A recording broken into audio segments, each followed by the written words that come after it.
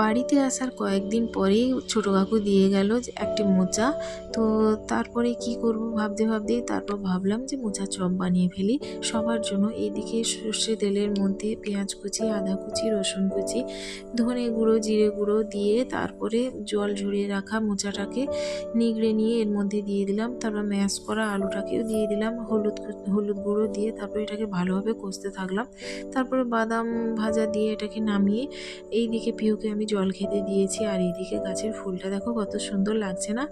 যাই হোক, বেসন গুলে ওর মধ্যে চপের আকারে শেপ দিয়ে ডুবো তেলে ভালোভাবে ভেজে নিলাম। তো ভাজা হতেই না হতেই সব শেষ হয়ে যাচ্ছে। তো এইদিকে ঠাকুমাকে এক পিস চপ দিয়ে বললাম, ঠাকুমা বলো তো কেমন হয়েছে। তো ঠাকুমা তো বললো খুবই ভালো হয়েছে। আর আমরা এইদিকে সবাই মিলে এক গামলা মুড়ি নিয়ে এর মধ্যে পেঁয়াজ কুচি, লঙ্কা কুচি, মোচাটাকে একদম ঝুরি ঝুরি করে কুচিয়ে দিয়েছি।